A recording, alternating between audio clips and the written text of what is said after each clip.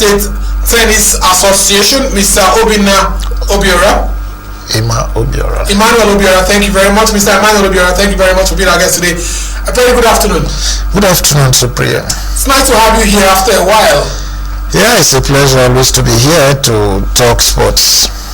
So, let's talk about the effect of the virus. Coronavirus is a complete shutdown.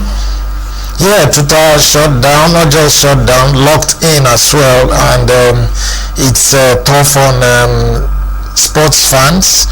Moreover, Nigerians that are able to watch live matches, which usually is not on now. You can imagine the stress being at home, no live match, you can't watch sports, and then the kids are also giving you can I use the word, a hell of a problem. No way to relax. Yeah. But we thank God because I think it's something that will pass very soon. All right, we hope so. Let's focus on good evening. Yeah, good evening. Thank you very much. Good evening. Thank you very much. Let's focus on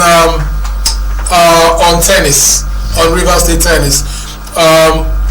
They shut down, no event, but surely you need to have some plans. FIFA is making plans. Tournaments have been shifted. The Nations Cup might also be shifted. We're hearing that it might not even hold next year. Do you have tournaments coming up that this virus could affect? Yeah, the good thing with the Rstv State Tennis Association in its plans, we use the school calendar years to run our activities because the main idea is for us to catch these kids when they are very young. So we go to the schools and we're able to achieve quite a lot in the last long vacation by going to about 4 zones to catch these kids. Good thing we were able to accomplish that before this pandemic broke out. So our plan is maybe in the next coming long vac, we also believe that the lockdown will have been. With the players, you talked about going to catch them young. The virus, sports has been crippled for about a month now. Have you been keeping in touch with your kids, with the tennis kids, with the young players? Yeah, the thing there is that the coaches under the auspices of the tennis association go to these zones. They go to Omoku, they go to Degema, they go to Bori. But because of the pandemic, only players here that are told what to do in terms of keeping fit, because they cannot play because of the social distancing and all that, and because it's a strange virus that nobody knows everybody is scared and want to stay most likely at home or around home doing one activity or the other. But the coaches were going to these zones to make sure that the kids are up to date. Okay, let's take a look at some of our trending stories on Twitter, Amasat, yesterday, and today. The first one talks about Ojiano Gallo being offered £400,000, a week deal by Shanghai Shenhua. He'll wait to see if he's offered a permanent deal at Old Trafford before deciding his future. And he's going to take a lot of pay cuts. We understand first it was almost £100,000. And at this point in time, is it a wise decision to go to China and make that kind of money, or stay at Manchester United? Well, it all depends. If you want to look at it from the financial aspect of it, you want to go to China, bear the risk and get more money. But if you are somebody that is scared, like the West is very scared of this virus, you wouldn't want to go to China. Even after the pandemic, because we never knew how it broke out, and we don't know the consequences later.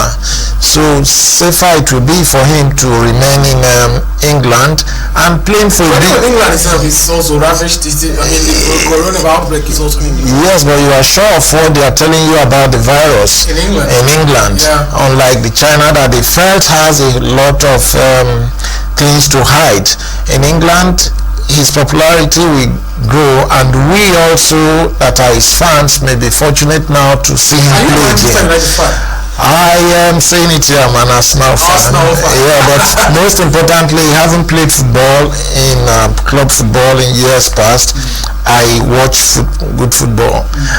It's only when it comes to the pains of losses that should have not been that you now start tilting towards your own club. Okay, let's look at the second story. Let's what's the next one we have there on our Twitter handle? Okay, that's the Champions League. My Champions League, our Champions League it's sad. The date nobody knows when. The date nobody knows knows when it will come again. I think they had a meeting yesterday and they will have another meeting tomorrow to ensure, they want to carry all the clubs along. They want this league to be concluded.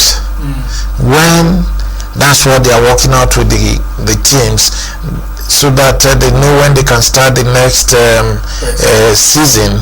But for them, it will be good that they finish the season, whether with fans or without fans, with a minimum number which they are projecting between 300 and 500 or not. But how much will be the price ticket if you allow only 500 people? Yeah, at this time they are not thinking of income. They want to make sure that they conclude the competition, and I want to believe that, like the Wimbledon, where they carry out, they pay premium, insurance premium. Yeah, this is when they will now reap the benefits. Yes. And I want to believe also that UEFA would have been wise enough to carry out to pay this premium, so that at this time the insurance will now come and pay all they have been getting all this while. Football has it. If they have it, clubs will not be taking pay cuts and all that. No, the pay cuts, I see it from personal a perspective of how can we help. These are the fans that come to cheer us. We are what we are in terms of publicity because of them being there. Yeah. And now that this pandemic is ravaging everywhere, we have to show that we are concerned. And the only way we can show it is from our huge base.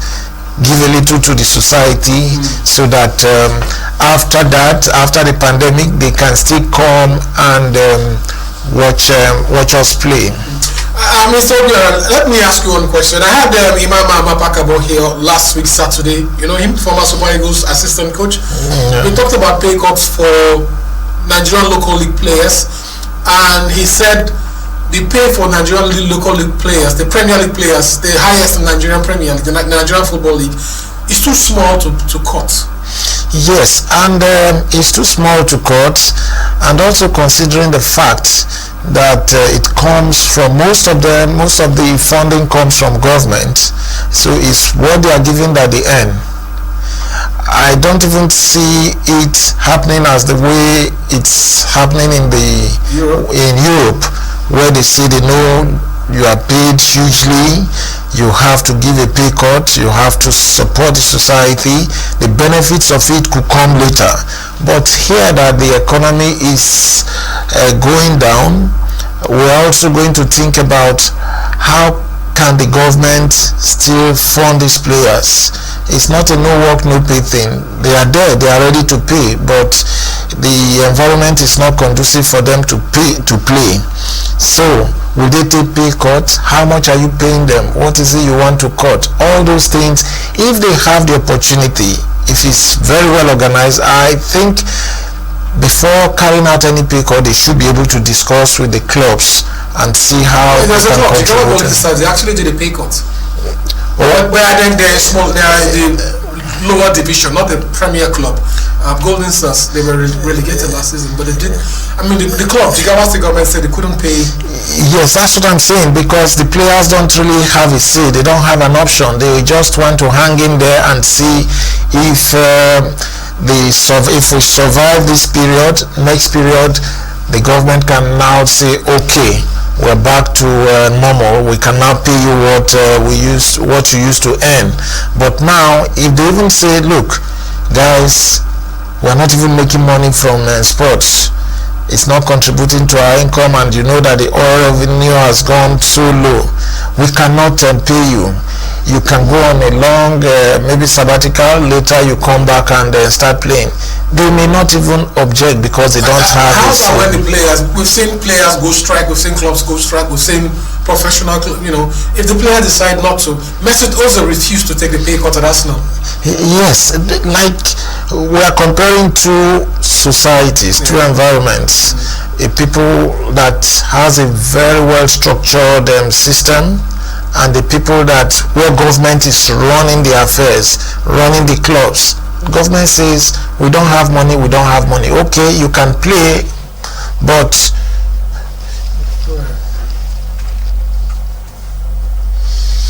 all right, let's take a look at one of the greatest tennis events ever. That's Rafael Nadal in 2007. And when we come back, Mr. Obiora is still with us in the house.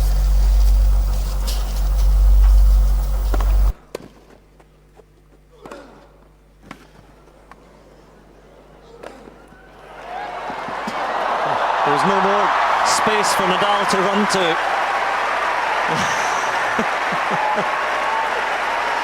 Well, she'll remember it. Well, what a hold, what a game from both players, but what a hold from Juan Martín del Potro.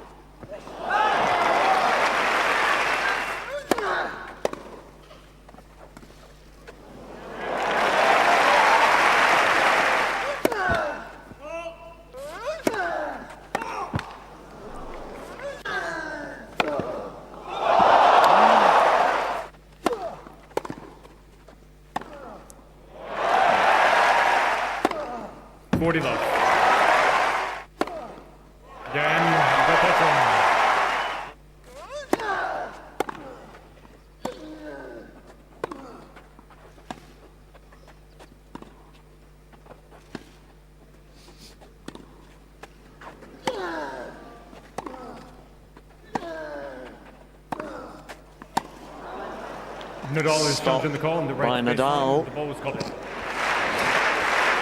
And it is out, and that's why Nadal stopped.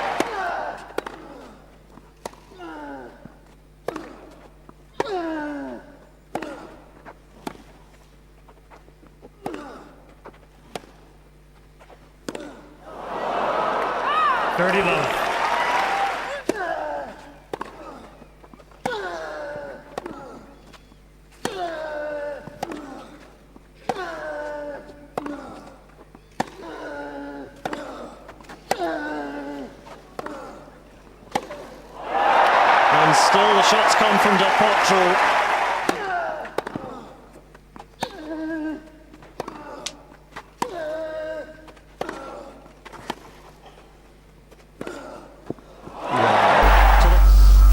All right, welcome back. That was the final of the US Open. Del Potro against Rafael Nadal in the Wimbledon, and that's your favorite turf, is it? Yes.